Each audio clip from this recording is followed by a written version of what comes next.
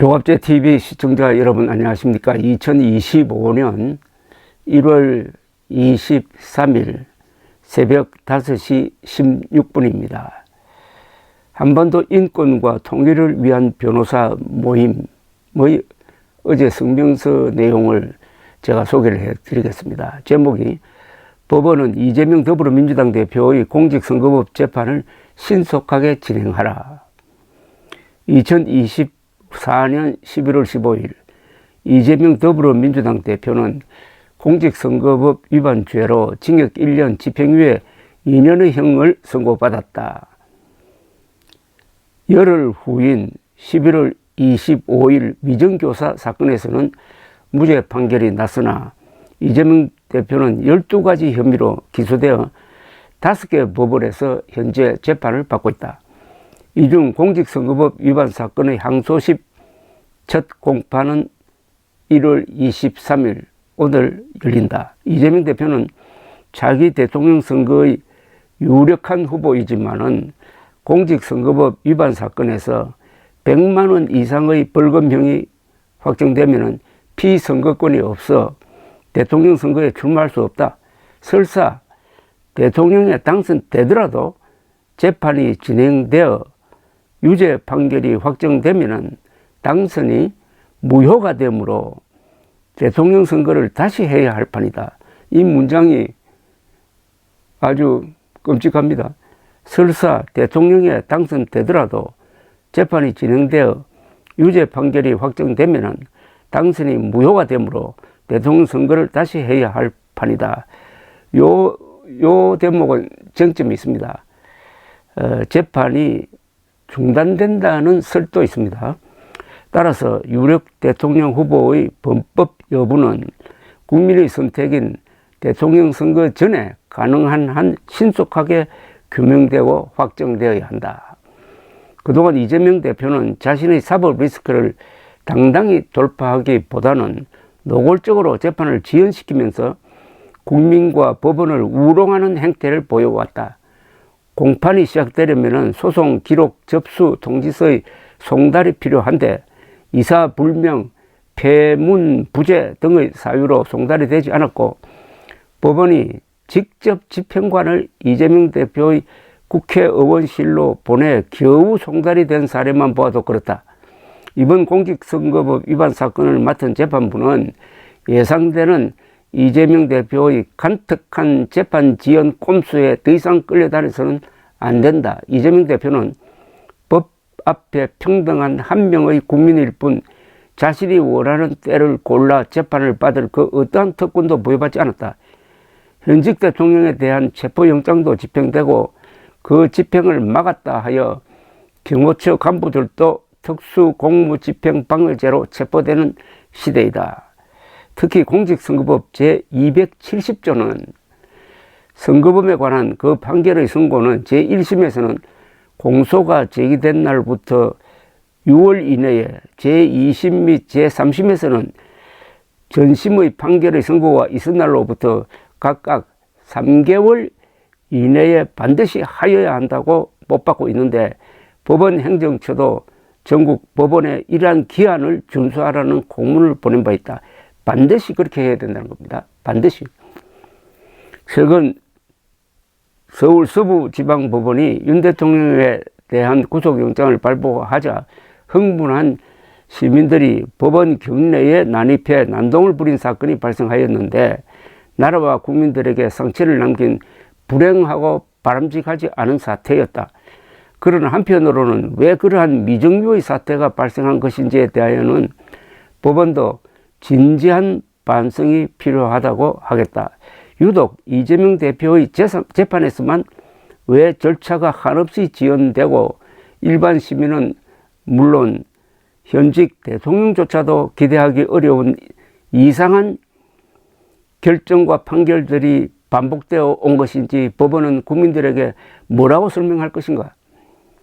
이러한 불공정에 대한 불신이 해소되지 않는다면 이번 난동 사태와 같은 불행한 일이 더 이상 반복되지 않는다고 누구도 장담할 수 없을 것이다.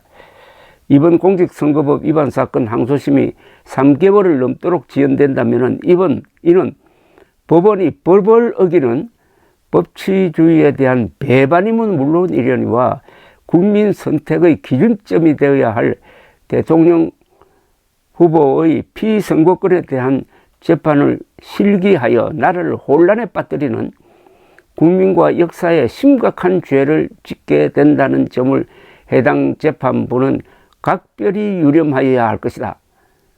한편은 사법부에 대한 전 국민적 불신을 해소하기 위해서라도 이번 공직선거법 위반 항소심 재판은 법정 기한 내에 마무리되어야 한다는 점을 재삼 상기시키고자 하며 법원과 재판부의 각성과 분발을 촉구하고 실제 신속하게 진행되는지에 대하여도 국민과 함께 예의 감시할 것이다. 2025년 1월 22일 한반도 인권과 통일을 위한 변호사 모임 회장 이재원. 아주 논리 정연합니다. 즉 오는 2월 15일까지 항소심 재판이 있어야 되고 5월 15일까지 대법원 확정 판결이 나와야 된다는 이야기입니다. 반드시 나와야 된다고 적혀 있습니다. 윤석열 대통령에 대한 체포영장, 구속영장이 집행된 마당에 이재명 더불어민주당 대표에게 특혜를 준다면은 이런 불공정은 없을 것이고 이걸 국민들이 다 지켜보고 있는데 그렇게 하는 법원을 국민들이 그냥 가만히 볼 수만 있겠느냐. 자칫하다가는 서부지원 난동과 같은 사건이 일어날 수 있다 하는 끔찍한 경고입니다. 사실 이거는. 그리고 대통령을 뽑을 때 우리 국민은 우리가 뽑은 대통령이 정상적으로 직무를 할 것인가에 대한 정보를 확실하게 알아야 합니다. 이번에 윤석열 대통령의 실패 사례는 우리 국민들이 윤석열 대통령에 대한 정보가 상당히 부족한 면도 있습니다. 이재명 대표에게 만약입니다. 오는 2월 15일 그리고 5월 15일 항소심 및 최종심 재판에서 실형이 선고된 1심 판결이 유지된다면 이재명 대표는 출마가 불가능합니다. 그때 후보로 등록되었더라도 그것이 취소되는 상황입니다. 그리고 판결이 이재명 대표가 후보로서 당선이 되어서 그분의 재임 기간 중에 그 판결이 나온다면은 대통령직을 그만둬야 된다는 이야기입니다. 여기에 대해서는 다른 설이 있다는 건 아까 말씀드렸습니다. 대통령의 경우에는 공직선거법 재판의 경우에는 대통령이 되었을 때는 재판도 중단된다는 설이 있습니다.